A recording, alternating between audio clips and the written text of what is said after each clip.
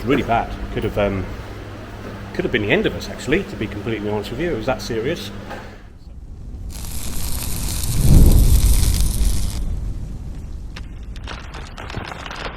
Hello folks, welcome back to the channel on another workshop walk and talk. I haven't done one for a little while. I think the last one I did was probably Wednesday last week. There wasn't much to talk about last week, so I didn't do another one. And today is Tuesday, and I'm on holiday for the rest of the week, so this might be the only one that gets done this week unless Chris gets a chance to get one done. It's a good weekend. We went over to the MX5 show and shine in sort of Portsmouth direction. Really good little show. We have got a video on that, so that may be out already. If not, it'll be coming out soon. So yeah, that was a good day out. That was. We actually had a stand on there, trade stand. Sold a few bits, which is always good, and just took a few of the cars. We took the our sort of free from the collection, so RS, S Limited, and Le Mans. That's the other side of the truck. So yeah, it was a good day. The guys all came along. I had a good time. So yeah. Anyway, enough of that. Let's talk about the work out here.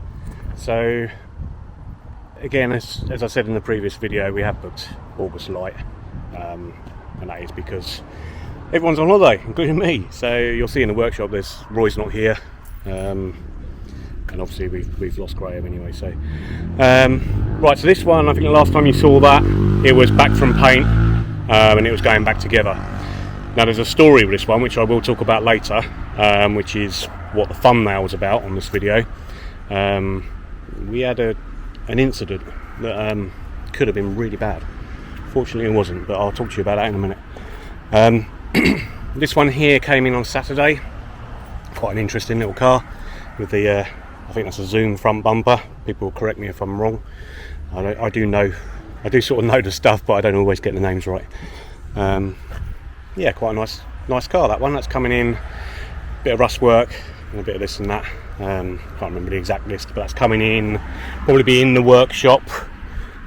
Shorty rear bumper. I do like them. I think I might want to put one of them on the Speedster. The only thing that bugs me slightly with it, see if the viewers that know my OCD maybe had to pick out what it is I don't like. Can you see it? If not, I'll point it out.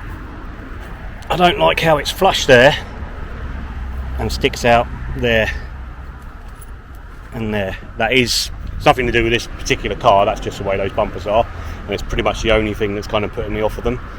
I've never actually tried to see if they can sort of get rid of that, but I do think it would look good on the Speedster, because the thing with the Speedster is it's quite long at the back with those two humps, and then coming down with the bumper then sticking out.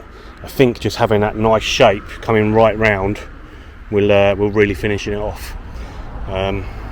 So yeah, let me know in the comments what you guys think. But yeah, nice car that. I like that one. This one here is one of the breakers. I pointed out to it where it's down by those containers before. I don't know if it's locked or not. So this one is being broken. So there's a few bits on it that will be coming up for sale on the website soon. I think Roy wants the seats, so no bars on them. They're all gone. Le Mans went on a trailer to that show. Drive Tribe car's still here. Still need to call Mike about that. Right, so yeah, as you can see, pretty thin on the ground in the workshop because no one's here. Bloody hell. Grant's over there working on Roy's ramp at the moment. Jake's still cracking on with this car. Go for Jake first, shall we? Alright, Jake? Hello. You have a good weekend? Yeah. Enjoy the show? Yeah. First MX5 show with you boys. Yeah. Very You dead, Grant? He's alright. Yeah, it was alright, wasn't it? Yeah, very chilled out. Yeah. Of course, a bit manic as well. But Yeah. Early morning. yeah. So I'll just run through this. I think the welding was. I'll come back to you in a minute, Jake. I think the welding on this side was done in the last video. Put a replacement door on there because the doors are rotten at the bottom. I'm pretty certain I spoke about them in the last video. Bit of work on the bulkhead there. I think this bulkhead wasn't done. You only had to clean this one up in the end, this side, didn't you? Yeah, I only had to clean that one. It looked worse than it was. And he just been, as a replacement outer sill on there. So he's just been sorting that out. And a little bit down there. So this one is getting close to going to paint, isn't it? Yes. Got to find out about the boot floor. Yeah. Yeah, it's been a bit different on this one. The work ended up being, well, there ended up being a lot more work than initially anticipated. Oh, that's one of those doors actually, I'll show you that now. I don't know if you can see it's a bit dark here. That's one where the door was rotted out. See that there? Sorry if that's a bit dark. Yeah, that's one of the old doors. Yeah, the customer was very on the fence about whether to go ahead with it or not. But what we've sort of had to do is do everything in stages and then report back to him because he's worried about the bill going out of control, which is completely understandable. So anyway, that's we're nearly at the point of painting that. We're just sort of having to do things in stages and get back to him. Hello. Hi. Right. Yeah. So service. This is almost identical work to the sort of burgundy red one you did the other week, isn't it? Deja vu. Only we're not doing undersill on this one, are we? No, it's already been undersealed. Oh, okay. We've already done that. Yeah. Yeah, a while ago. Yeah. So this is full service and paint the front bumper and replacement grille and stuff, isn't it? So you're just taking the bumper off now. Exactly. Yeah. Okay. All right. Well, while I'm here, I'm gonna. Oh no, I moved it. Yeah. So getting back to that issue we had, it was really bad. Could have been the end of us, actually, to be completely honest with you. It was that serious. So in the 12 years we've been doing this, we have never had this sort of anomaly happen. It just goes to show that sort of no matter how careful you try and be, things happen that you just didn't think could ever happen. And this car here that Jake's been working on, so let me just try and explain. So that blue car that was outside, if I've got a photo of it, I'll put it up, but I don't think I did take a photo. We noticed on the bonnet, sort of in the middle of that little bulge that's usually on the bonnet, was something had dripped and then run all the way down the bonnet to where it meets the bumper and splashed onto headlight lids. And whatever it was, it actually looked like blue paint that dripped on it because it was a darker blue than what the colour of the car was. And it actually looked like some blue paint had been dripped onto it. Well, how on earth can that have happened? But we then tried to work out when it may have happened to try and learn a bit more about it. We worked out on using our cameras outside that it happened overnight. Yeah, so we have to, when we close up at night, we have to bring cars in, obviously, and a lot of the time those cars end up underneath these cars. It's never an ideal scenario, but in order for us to operate and have enough cars here, we do have to do that. We're always very careful, and we always, recheck, see whether cars are leaking anything that could harm the paintwork.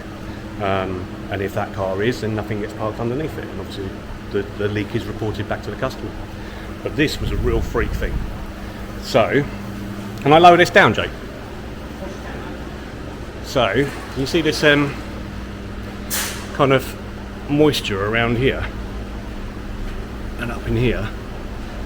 Now, MX-5 people that know what's stored in there will know that the battery's stored in there. And what had happened is, I don't know how many of these we've done, hundreds of them, and we've never had this happen. When Jake was obviously welding in this area, a welding piece of splatter must have gone down here into the battery. Now the freak situation with this one, that would normally do that and it would never be a problem. But in this car, we believe... Oh, can I get a torch? There's bits of foam in this car, and we believe a piece of that foam... Cheers, mate. A piece of that foam... Oh, not doing a very good job of this, am I? There we go. We think a piece of that foam was down beside the battery, and we think as the weld splatter fell down, started to smoulder that, and then consequently start to melt the battery. And then that happened, and the battery leaked, and then that battery acid ended up on the bonnet of the other car. I mean, yeah, you look back at it and you think, should have realised that was going to happen, and we should probably take batteries out. Well, we will be from now on. I mean, it's never happened. We've never had any close calls or anything with that. We disconnect batteries, obviously, but we've never ever had anything like that happen. Just goes to show, you can never be too careful, and you never really know what's going to, what could happen. And it's just one of the risks of owning a business and trying to deal with that. I mean, if that had happened, if that was smouldering, I guess, sorry, let me get it back. I guess that once the acid started to leak out, it actually probably put the fire out or smouldering out, rather than go the other way, whereas it could have caught fire. And if that happened overnight with no one here, I dread to think what would have happened. So we're counting ourselves lucky that all we need to do is repaint someone's bonnet and then headlight lids. We've informed the customer, he knows what's happened, and he's actually quite happy that he's now got a fully repainted bumper and headlight lids. I haven't told the customer of the green one yet, but they'll get a new battery, and we'll paint that area inside where the battery goes. So yeah, just one of those things really that you have to deal with, and you never know what might happen, but we got lucky. Chris is I've got my back to you. Hey? I've got my back to you. You have? You should probably talk about, because we've done a couple of videos now, and there's a severe lack of black Le Mans in your space. There is, because I need to do, so there will be another black Le Mans video being done, but saying that, there only has ever been one. I wanted to do enough of it so I could do a good video to say this is where we've done, otherwise it's just loads of videos of really nothing. Yeah. I'd rather do a couple of videos and a lot to talk about. So. It's quite well progressed at the moment. There's actually some bits here Yeah.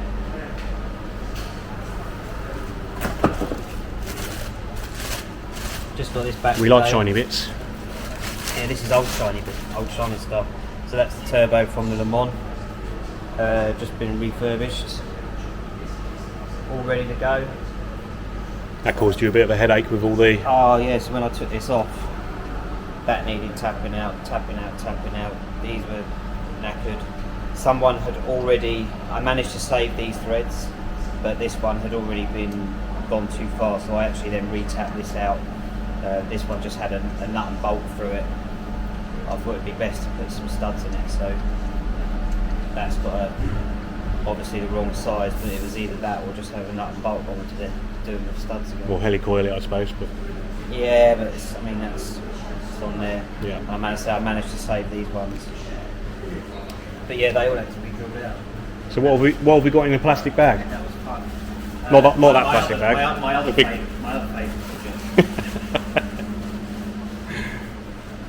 this is if anyone watches the channel a lot, this is Mike's BBR. I think we've referred to Mike before on the channel. He just wants a load of little bits and pieces done. He had his heater matrix. It's a combination of a few things.